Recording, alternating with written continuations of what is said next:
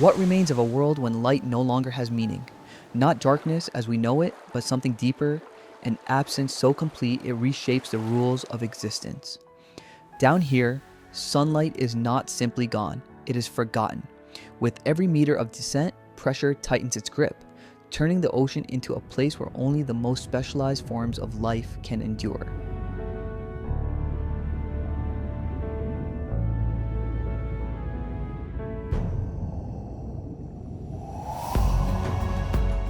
This is a realm defined not by abundance, but by scarcity.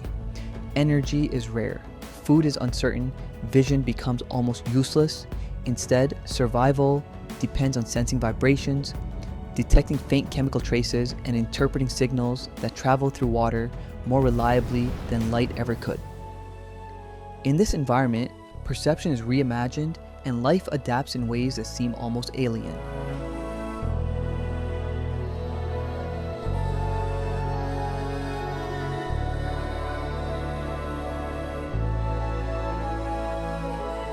As depth increases, the ocean undergoes a transformation.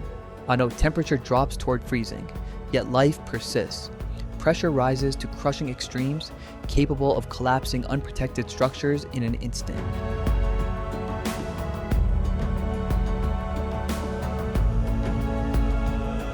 Movement is no longer casual or free, it is deliberate, efficient, and often minimal. Every action costs energy, and nothing here can afford to waste it.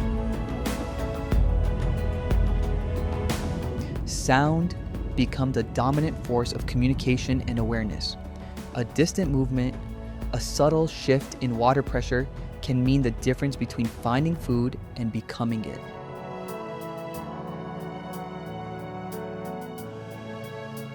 In this vast, silent expanse, the concept of distance changes. What cannot be seen may still be sensed, and what cannot be sensed may not exist at all.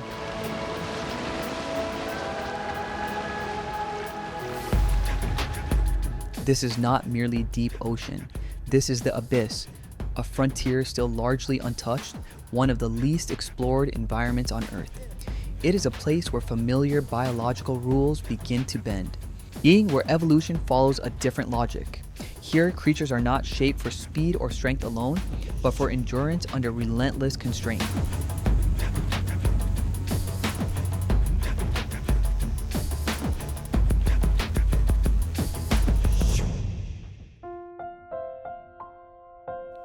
In this hidden world, beneath the surface, life does not compete in the way we understand it.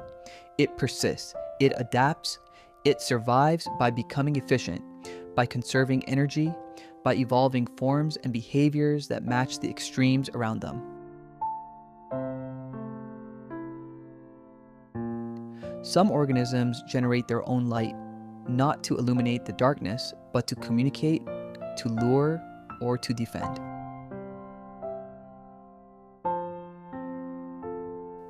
Others rely on stillness, blending into the void, waiting for opportunity to come to them.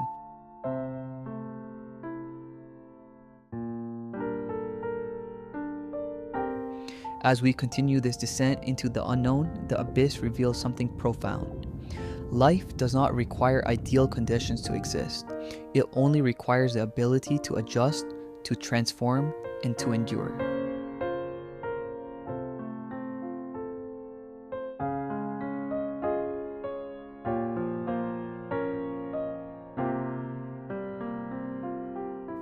In a place where almost nothing should survive, our evolution finds a way, not through dominance, but through precision. Welcome to the abyss, a world beyond light, beyond familiarity, and beyond expectation, where survival is not about thriving, but about lasting just long enough to continue the story.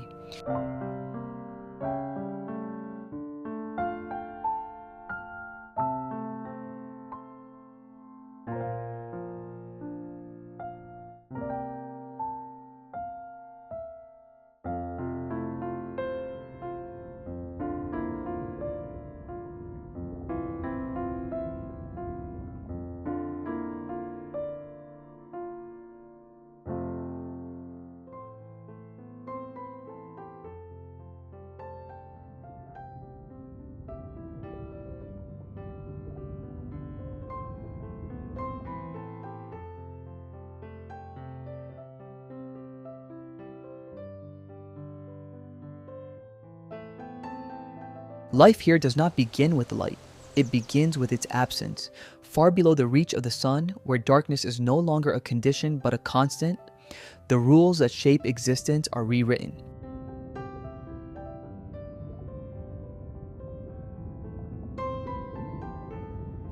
Vision, once the dominant sense in the upper world, loses its authority. In this depth, eyes can no longer be trusted in the same way. Shapes dissolve, distance becomes uncertain, what was once clear becomes irrelevant.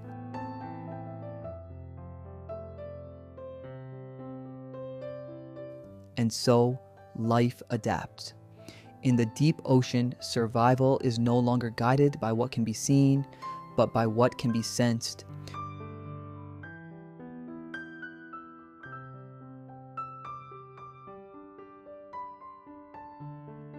For many organisms, the loss of reliable vision is not a limitation. It is an invitation to evolve differently. Sensory systems shift, recalibrate, and specialize. New ways of understanding the environment emerge, allowing creatures to navigate a world that appears, at first glance, completely empty.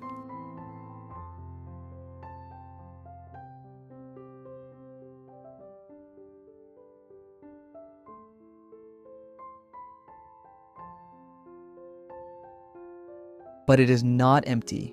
It is alive with signals. Among the most extraordinary adaptations is the ability to create light itself. Bioluminescence, produced through precise chemical reactions within living tissue, becomes one of the defining features of life in the abyss. In a place where sunlight never arrives, light is no longer something received. It is something generated.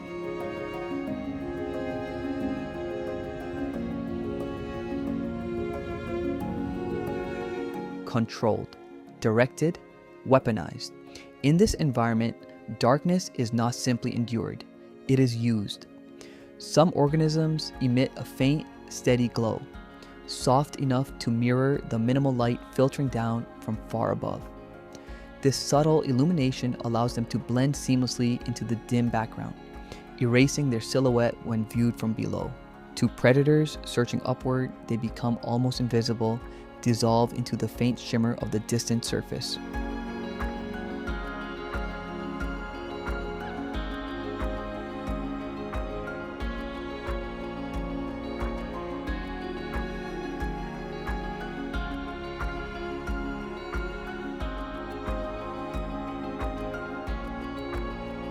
Others take a different approach. Instead of blending in, they disrupt. Sudden bursts of light, brief, intense, and disorienting, are used to startle predators or confuse prey. In the stillness of the deep, even a fraction of a second of surprise can mean the difference between life and death. A flash, a pause, a miscalculation, and the balance shifts.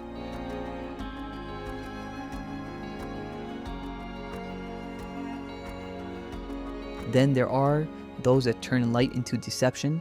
Specialized organs evolve, capable of focusing bioluminescence into precise points, small, glowing lures suspended in the darkness. These lights mimic the presence of food, or safety, or curiosity itself.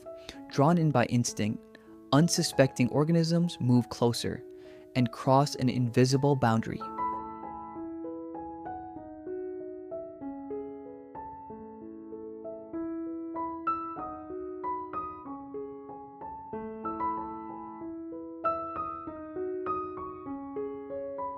In an instant, the illusion collapses and the hunter strikes.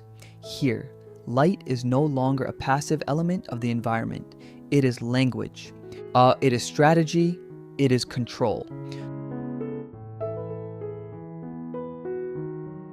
To create light in a world defined by darkness is not just an adaptation, it is power. But light is only part of the story.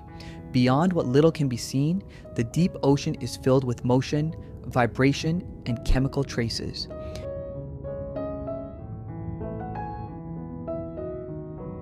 Every movement sends ripples through the water. Every organism leaves behind a signature, subtle but detectable.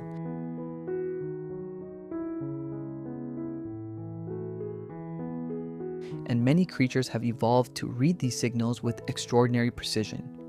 Sensitive receptors allow them to detect the faintest disturbances, the shift of water caused by a distant fin, the barely perceptible pulse of movement from something approaching unseen. To them, the ocean is not silent, it is constantly speaking.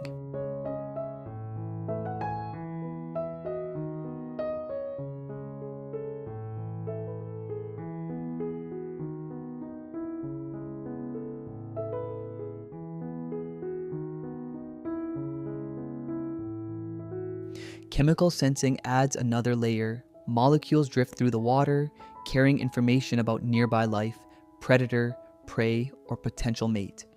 Even in total darkness, presence can be known.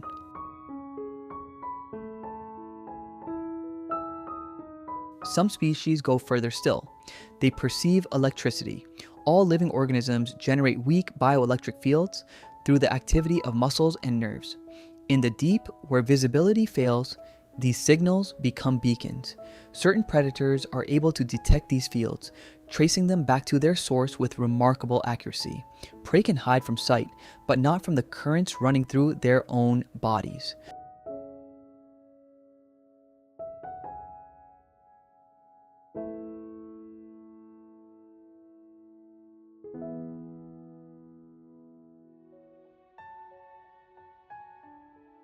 Together, these abilities form a complex sensory network, an alternative way of understanding the world, one that does not rely on sight but on interpretation.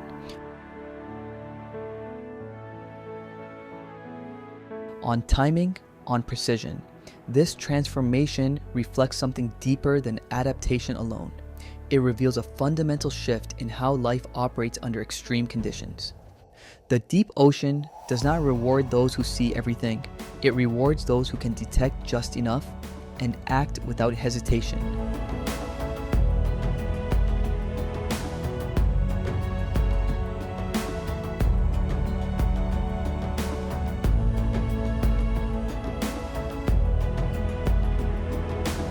Because here, information is always incomplete, signals are faint, opportunities are brief, and survival depends on making the right decision before the moment disappears. In the abyss, there is no room for excess, no space for error, only the constant balance between sensing and acting. In a world without light, life does not wait to see. It learns to feel, to interpret, and to strike exactly when it must.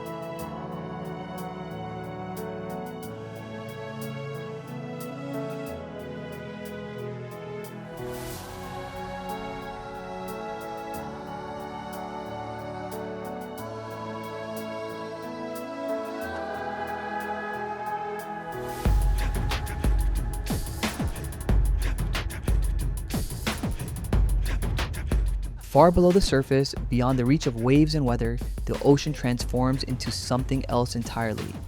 Light disappears first, fading from blue to black until it is no longer a factor in existence. What remains is a world governed not by visibility, but by pressure. Here, depth is not just distance, it is force, it is weight, it is the defining condition of life itself.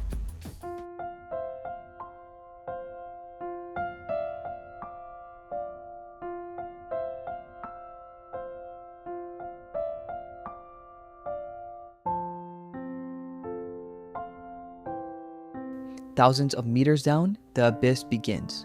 With every descent, pressure builds, layer upon layer of water pressing downward with relentless intensity.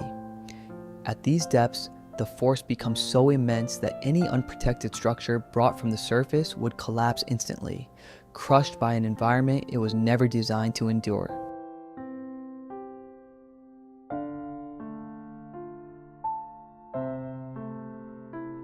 Yet life persists here, not by resisting this pressure, but by yielding to it.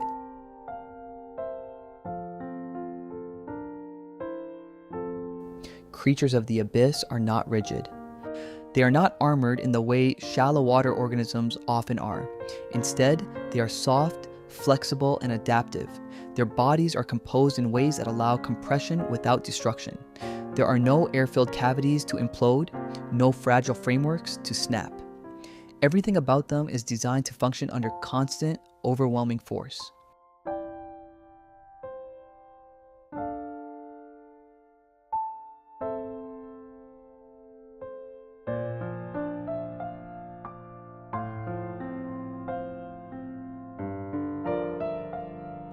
In this world, survival is not about strength, it is about compatibility with pressure, an existence shaped by surrender rather than resistance.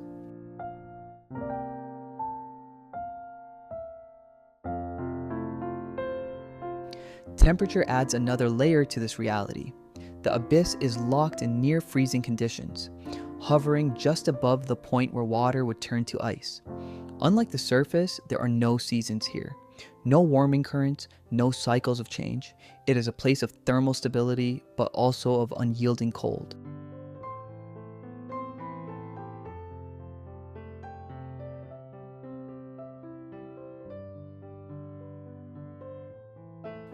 This consistency demands efficiency. Our organisms in the abyss operate on minimal energy budgets. With no sunlight to drive photosynthesis, food is scarce and unpredictable. Most life depends on what drifts down from above, tiny particles of organic matter, often referred to as marine snow. It is a slow, fragile supply chain connecting the vibrant surface world to the silent depths below.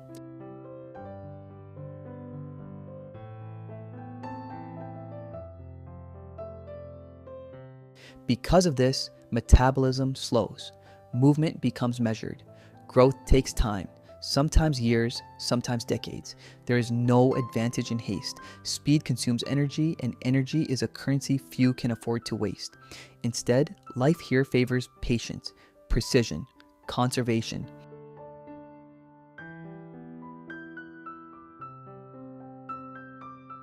In the abyss, survival belongs to those who endure, not those who chase. The seafloor itself is far from uniform. It stretches out in vast, empty plains that seem almost infinite, cut broken only by sudden geological interruptions, trenches that plunge even deeper, ridges that rise like submerged mountain ranges, and hydrothermal vents that fracture the darkness with bursts of heat and chemical energy.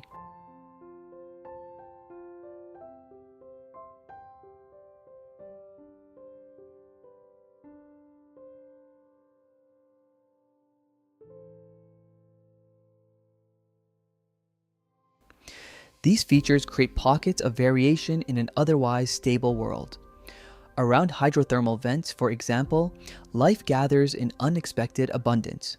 Here, chemical reactions replace sunlight as the foundation of ecosystems.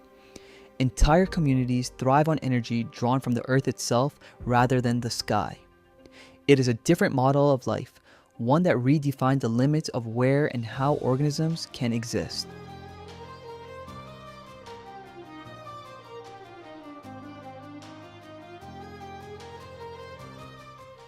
Elsewhere, the landscape can be almost empty. There are regions of the abyss where life is sparse, where the seafloor remains undisturbed for long stretches of time. In these areas, existence becomes even more precarious. Encounters are rare, resources are limited, every movement, every decision carries weight.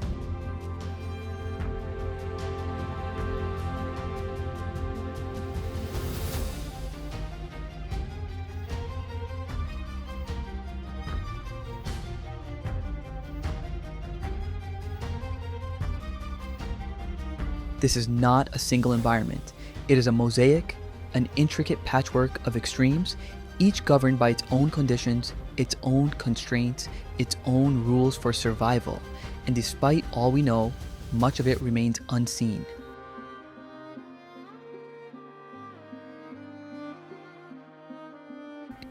human exploration of the abyss is still in its infancy. Our most advanced submersibles can descend into these depths, but only for limited periods. The pressure, the darkness, the isolation, these are not just challenges for life, but for exploration itself. Each mission is brief. Each glimpse is partial.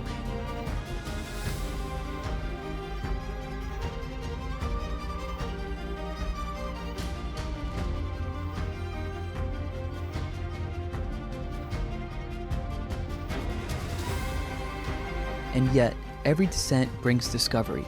New species emerge from the darkness, organisms unlike anything found closer to the surface. Their forms, their behaviors, their biology challenge long-standing assumptions about what life requires and what it can endure. They suggest that the boundaries we once believed were fixed are, in fact, far more flexible.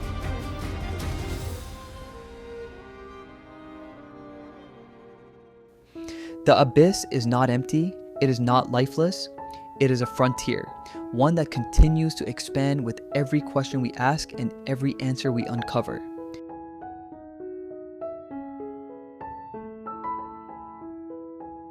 In the absence of light, in the presence of immense pressure, in a world defined by cold and scarcity, life has not only survived, it has adapted, evolved, and persisted in ways that reshape our understanding of existence itself. Down here, at the deepest edges of the ocean, life does not fight the environment, it becomes part of it.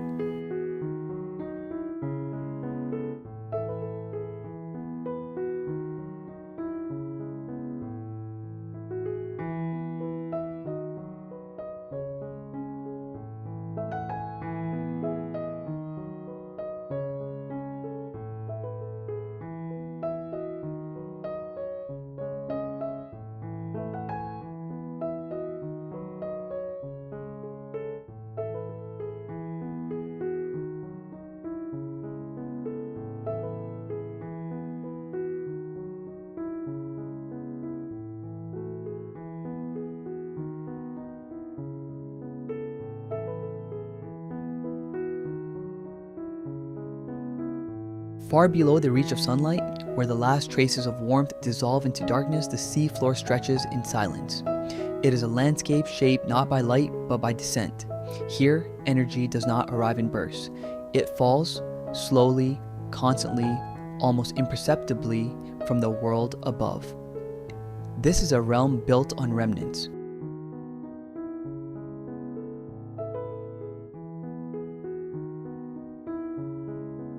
What sustains life in this vast, lightless expanse is something fragile, almost invisible. A continuous drift of organic debris known as marine snow. It is not snow in the way we understand it, but a quiet rain of biological matter. Dead plankton, microscopic shells, fragments of once living bodies, and waste from creatures far above. Each particle is insignificant on its own, but together they form the foundation of an entire ecosystem.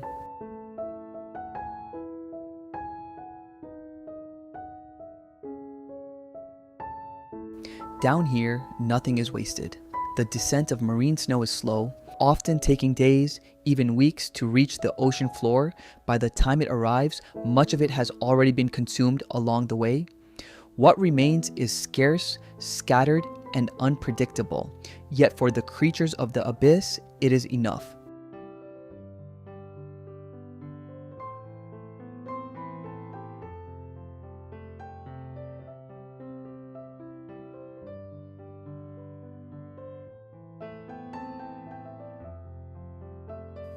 Life here has adapted not to abundance, but to uncertainty. Across the sediment, movement is deliberate. There is no urgency, no sudden bursts of speed, only calculated motion. Creatures like giant isopods and deep sea crabs navigate the seafloor with precision, their bodies designed for endurance rather than pursuit. Every step is measured, every movement serves a purpose.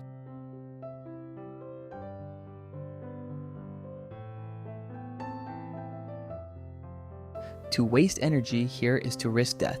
Food may not come again for days, or weeks or longer, so they wait, they search, they endure. Patience in this world is not a virtue, it is a necessity written into biology.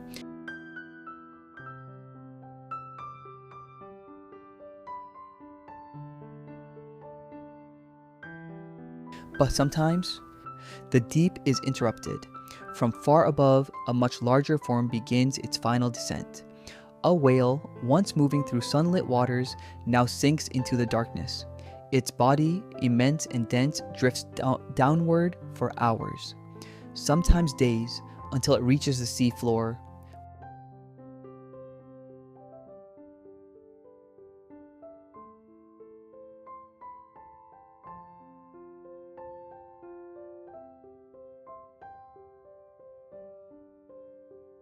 When it arrives, everything changes. This is what scientists call a whale fall. But in the deep ocean, it is something closer to an event. A sudden, concentrated delivery of energy in a place defined by scarcity. For the creatures below, it is not just food. It is opportunity on a massive scale.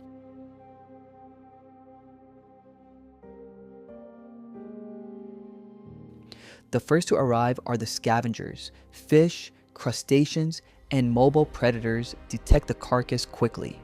They gather in numbers, feeding rapidly, stripping away soft tissue with efficiency. What would take years to decompose on land can be reduced in a matter of months here.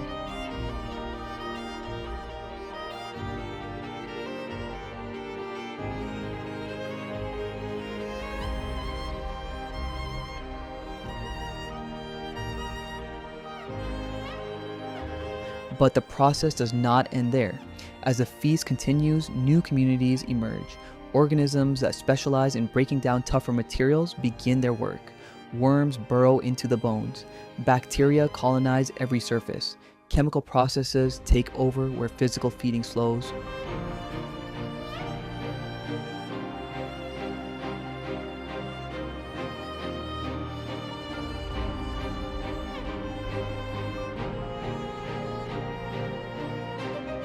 Over time, the whale becomes something else entirely, an ecosystem. Species arrive in stages, each adapted to a different phase of decay. Some feed directly on the remains, others depend on the byproducts created by earlier organisms. Energy flows from one form to another, transferred, transformed, and never truly lost.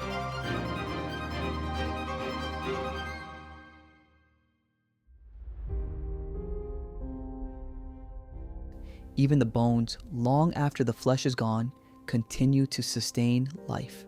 Specialized bacteria break down lipids within the skeleton, releasing compounds that support entirely new communities, organisms that may live there for decades. In the deep ocean, death does not signify an end. It initiates a process, a cycle that leaves nothing behind. At the smallest scale, this transformation is driven by life forms invisible to the eye.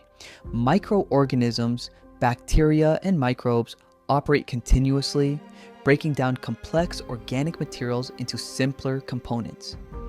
Through their work, nutrients are released back into the environment, made available once more to other forms of life.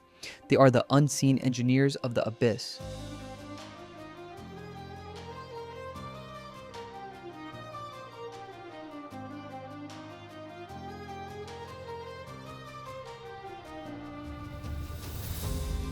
Without them, the system would collapse.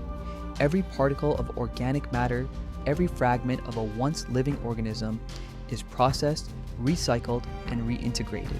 There is no excess here, no accumulation, only conversion. Energy is never created in this world. It is only passed along, carefully, efficiently, completely.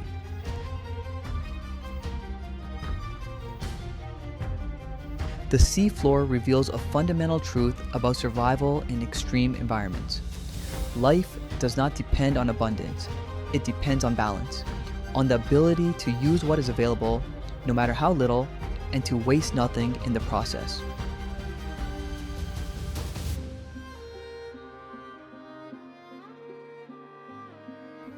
Every organism, from the largest scavenger to the smallest microbe, plays a role in maintaining this delicate system. Each is part of a network that ensures continuity in a place where conditions never change and resources never increase.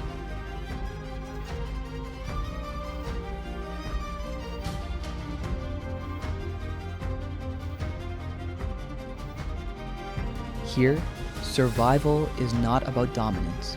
It is about precision, about endurance, about making the most of what falls from above, and ensuring that nothing ever is lost to the depths.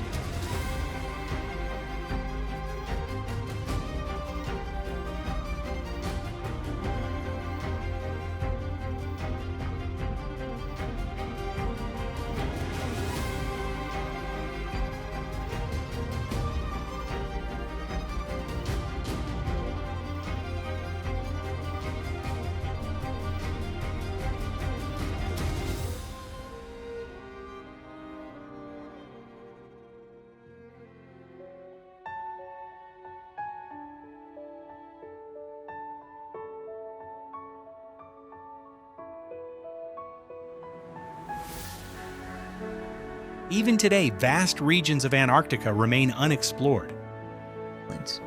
It is a landscape shaped not by light, but by descent.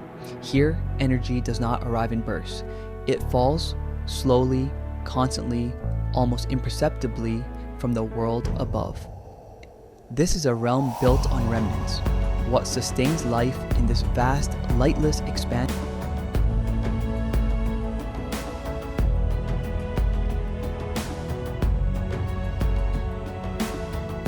is something fragile, almost invisible. A continuous drift of organic debris known as marine snow. It is not snow in the way we understand it, but a quiet rain of biological matter, dead plankton, microscopic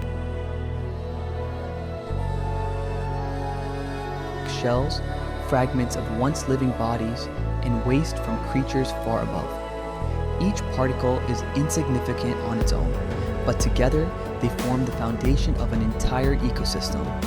Down here, nothing is wasted. The descent of marine snow is slow, are often taking days, even weeks to reach the ocean floor. By the time it arrives, much of it has already been consumed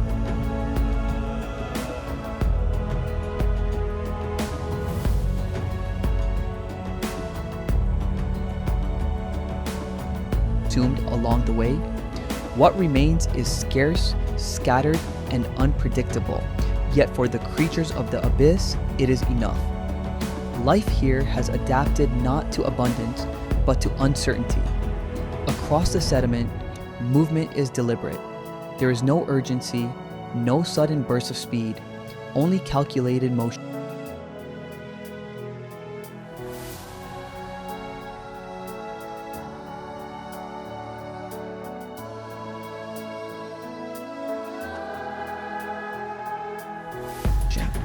Creatures like giant isopods and deep-sea crabs navigate the seafloor with precision, their bodies designed for endurance rather than pursuit. Every step is measured. Every movement serves a purpose. To waste energy here is to risk death.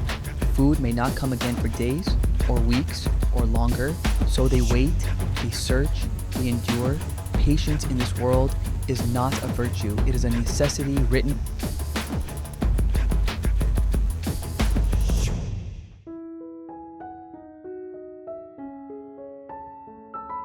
into biology. But sometimes, the deep is interrupted. From far above, a much larger form begins its final descent. A whale, once moving through sunlit waters, now sinks into the darkness. Its body, immense and dense, drifts downward for hours, sometimes days, until it reaches the seafloor.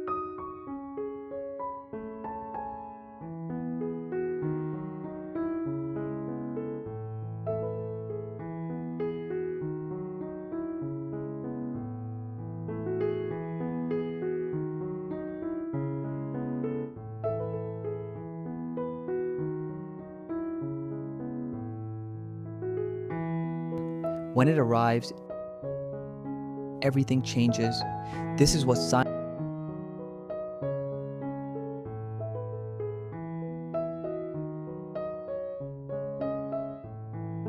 scientists call a whale fall, but in the deep ocean, it is something closer to an event, a sudden, concentrated delivery of energy in a place defined by scarcity.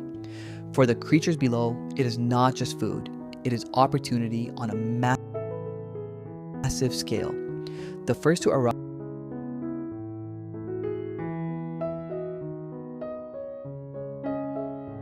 are the scavengers. Fish, crustaceans, and mobile predators detect the carcass quickly. They gather in numbers, feeding rapidly, stripping away soft tissue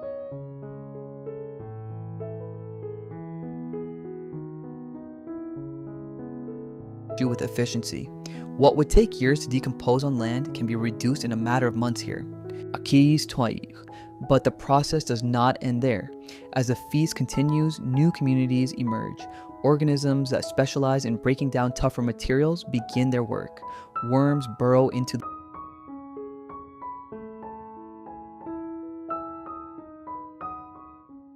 the bones. Bacteria colonize every surface. Chemical processes take over where physical feeding slows. Over time, the whale becomes something else entirely, an ecosystem.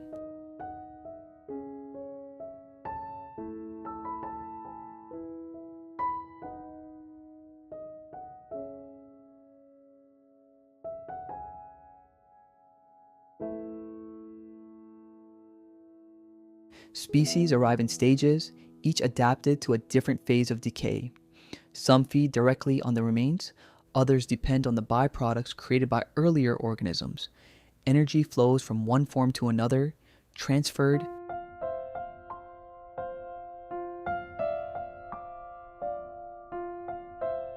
transformed, and never truly lost. Even the bones, long after the flesh is gone, continue to sustain life. Specialized bacteria break down lipids within the skeleton, releasing compounds that support entirely new communities, organisms that may live there for decades. In the deep ocean, death does not signify an end. It initiates a process, a cycle that leaves nothing behind. At the smallest scale, this transformation is driven by life forms invisible to the eye. Microorganisms, bacteria, and microbes operate continuously, breaking down complex organic materials into simpler components. Through their work, nutrients are released back into the environment,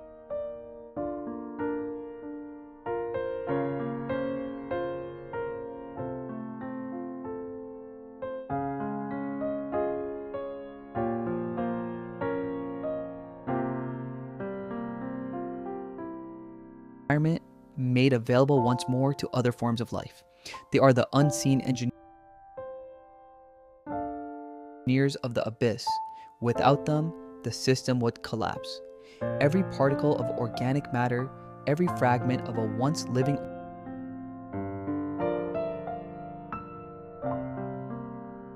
organism is processed, recycled, and reintegrated. There is no excess here, no accumulation, only conversion.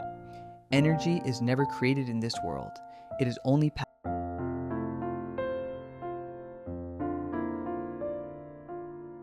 along, carefully, efficiently, completely. The seafloor reveals a fundamental truth about survival in extreme environments. Life does not depend on abundance, it depends on balance, on the ability to use what is available, no matter how little, and to waste nothing in the process. Every organism, from the largest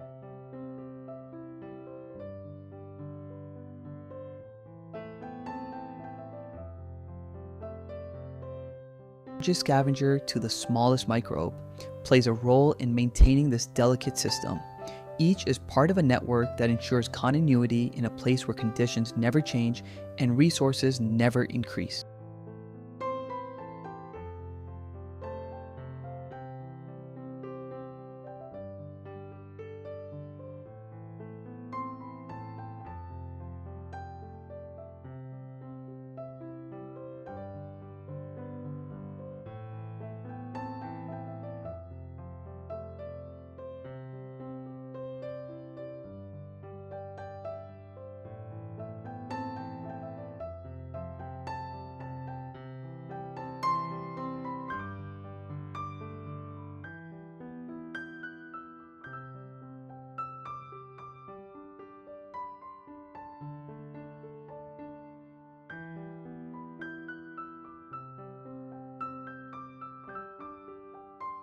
Far below the reach of sunlight, beyond the last traces of blue, the ocean becomes something else entirely.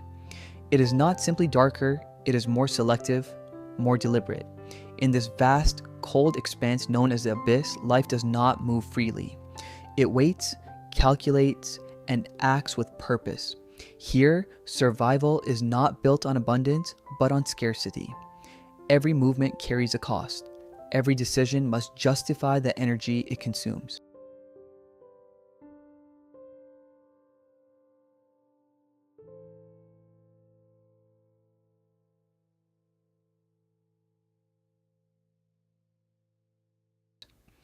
In such an environment, predators are not defined by strength alone, but by precision. Encounters between organisms are rare. The distances are immense. The density of life is low, and food is unpredictable.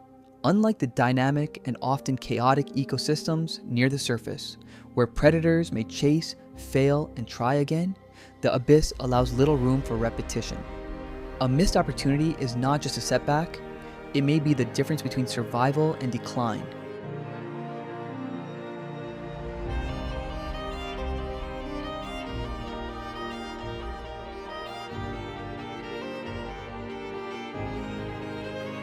As a result, deep-sea predators have evolved into masters of efficiency. They do not waste energy on unnecessary motion. Many remain completely still for extended periods, suspended in the water column or resting silently on the ocean floor. This stillness is not passive, it is strategic. By minimizing movement, they conserve energy while blending seamlessly into the darkness around them. In a place where visibility is nearly non-existent, absence of motion becomes a form of invisibility.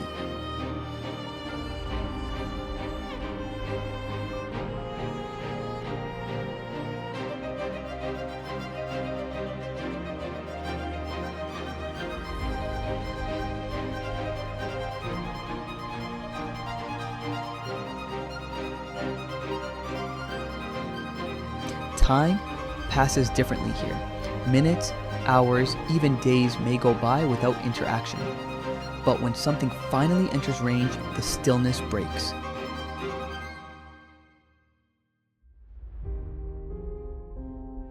The attack is immediate. There is no warning, no gradual escalation. The predator moves with sudden speed, it executing a strike that has been, in a sense, prepared long before the prey ever appeared. These moments are brief but decisive. There is no room for hesitation. Success depends entirely on timing, positioning, and accuracy.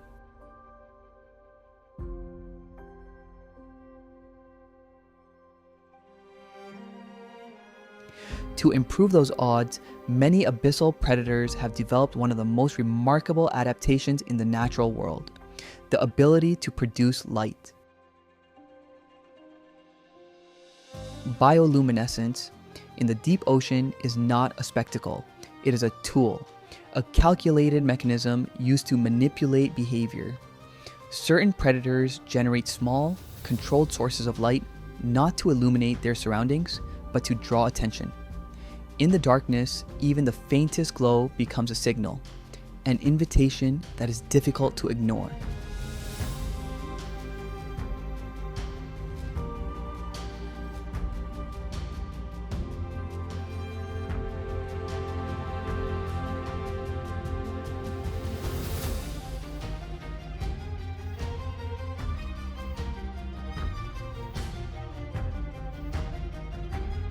Prey, driven by curiosity or instinct, moves toward it, and in doing so, it closes the distance the predator would otherwise have to cross. Among the most iconic examples is the anglerfish, which uses a specialized, glowing appendage that extends from its head like a lure. Suspended in the blackness, it pulses with soft light, mimicking something alive, something harmless. But this is not deception in the traditional sense. It is precision. The light does not just attract, it positions the prey exactly where the predator needs it to be.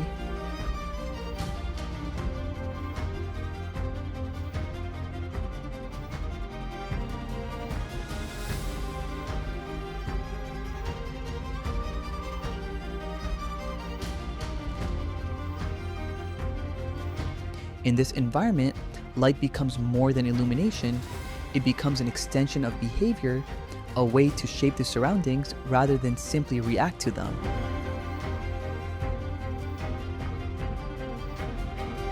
Not all predators rely on visual strategies. In a world where sight is often useless, other senses take precedence. Some species are finely tuned to detect vibrations, subtle disturbances in the water that reveal movement at a distance. Others respond to chemical traces, following faint trails left behind by passing organisms. There are even those capable of sensing electrical impulses, identifying the hidden presence of prey through the signals produced by muscle activity.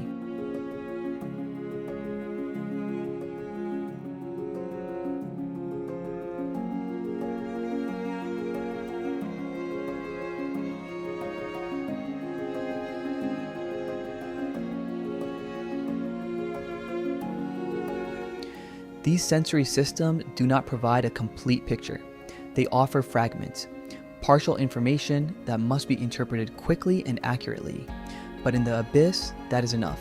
The ability to act on minimal data, to recognize patterns where there's almost nothing to observe, becomes a defining advantage. Precision, once again, replaces excess. Even the largest predators of the ocean participate in this system.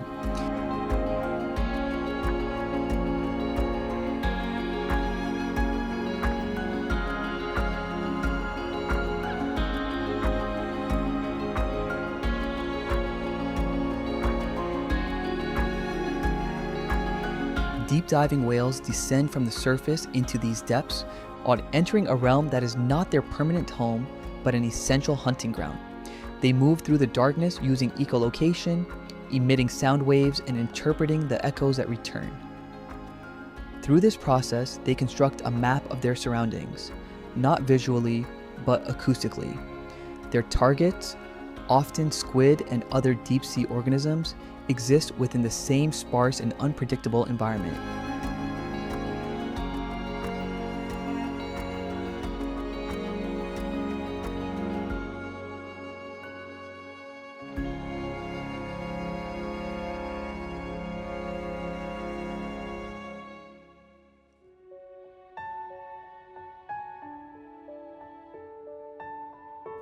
The interaction between whale and prey is not chaotic. It is structured, governed by the same principles of efficiency and timing that define all life at depth. These encounters reveal something important. The abyss is not isolated, it is connected. Energy moves through it, linking the deep ocean to the surface above. Predation at these depths influences broader ecological systems, transferring resources across layers that might otherwise seem separate.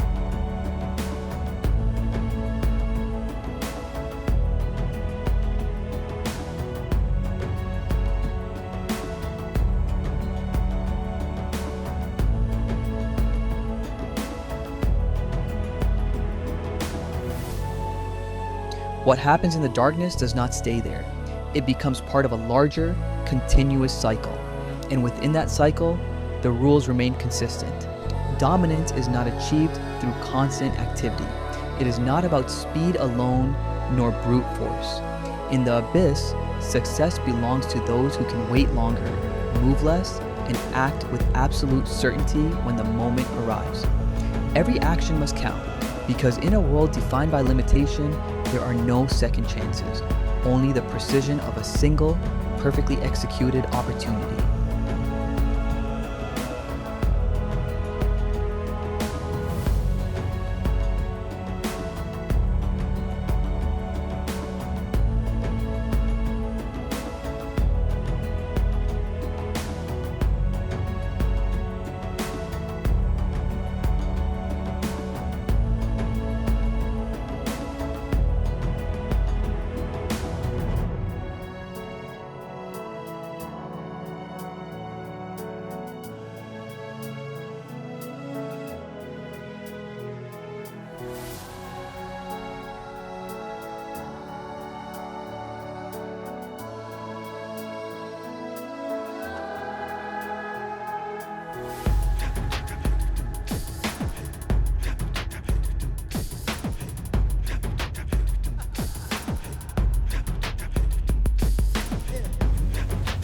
There is a place on Earth where the rules of life begin to dissolve, a place where sunlight, the very foundation of most ecosystems, slowly fades into nothingness. As we descend through the ocean's layers, past the last traces of warmth and color, we enter a realm that challenges everything we think we know about survival. This is the abyss, a world not defined by abundance but by limitation, not shaped by comfort but by extremes. Here, pressure mounts with every passing meter, squeezing with a force that would crush most surface life instantly.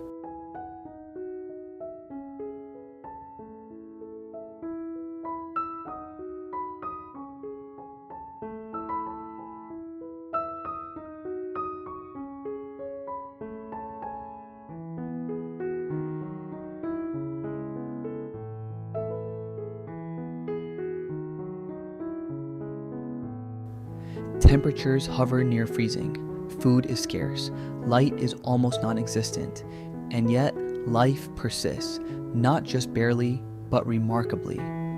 In the upper reaches of this dark frontier, the twilight zone, faint remnants of sunlight still filter through. It is a dim, shifting world where shadows dominate and vision begins to lose its advantage. Creatures here evolve not just to see, but to deceive. Bodies turn transparent, scales reflect minimal light, movement becomes calculated, cautious. Survival is no longer about strength.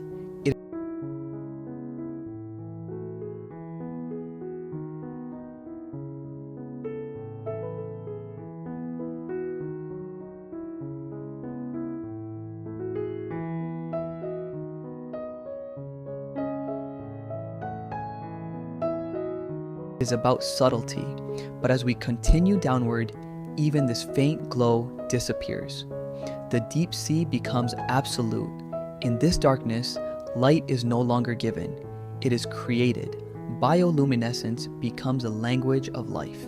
Tiny flashes, glowing lures, pulsing signals, each one serving a purpose. Some use light to hunt, dangling glowing bait to attract the curious. Others use it to hide, breaking up their silhouette in the blackness. Some flash suddenly to startle predators, buying just enough time to escape. Here, light is not just illumination, it is strategy.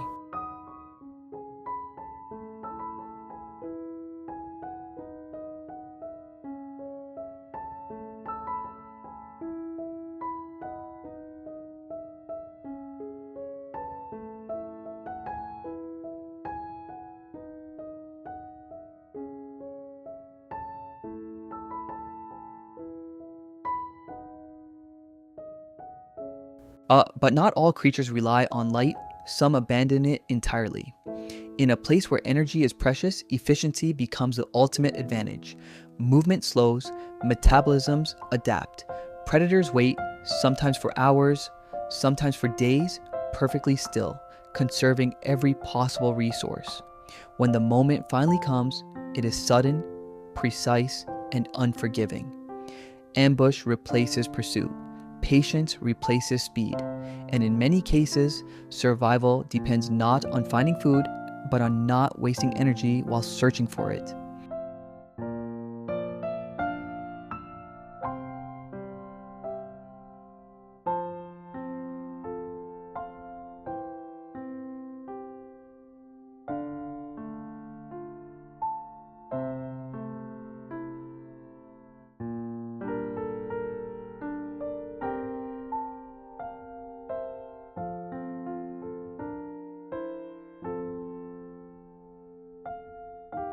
Deeper still, we reach the ocean floor, an environment so extreme it feels almost alien. The pressure here is immense, the darkness complete, and yet life continues to endure in ways that seem almost impossible. Some organisms feed on what drifts down from above, tiny particles of organic matter, often called marine snow. Others cluster around hydrothermal vents where heat and chemicals rise from beneath the Earth's crust.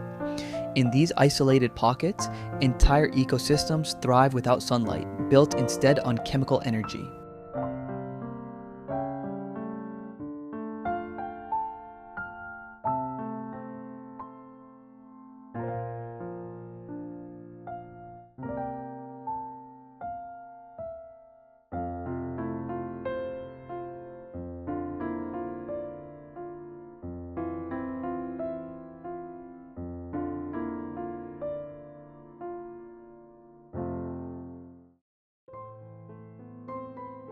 a process that redefines the very foundation of life itself. Here, survival is not just adaptation, it is transformation. Every creature in the abyss tells a story of compromise and innovation. Bodies stretch, compress, glow, or disappear. Mouths grow larger, capable of seizing rare opportunities. Eyes either expand to capture the faintest hint of light or vanish altogether, no longer needed in eternal darkness. Nothing is wasted. Nothing is accidental.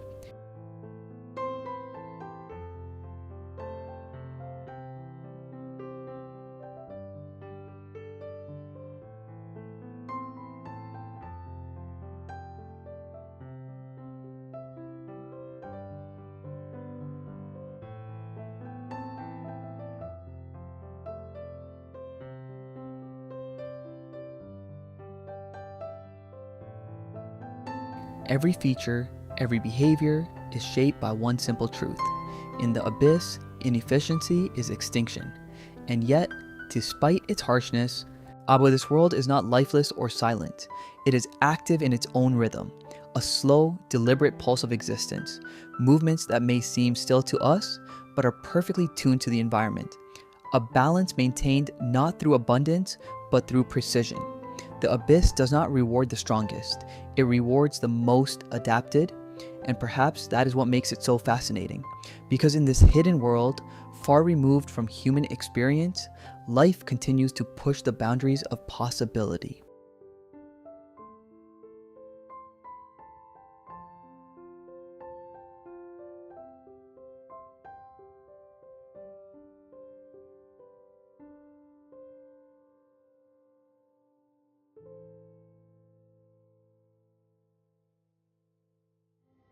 It finds ways to exist where it should not, to thrive where it seems impossible, to evolve in directions we could never predict. It reminds us that life is not fragile, it is persistent, relentless, creative. As we ascend back toward the surface, returning to a world filled with light and familiarity, the abyss lingers in our thoughts. A reminder that beneath the waves lies a reality still largely unexplored. A frontier not of distance, but of depth. A world that does not reveal itself easily, but one that continues to inspire curiosity, wonder, and respect, because the deeper we go, the more we realize.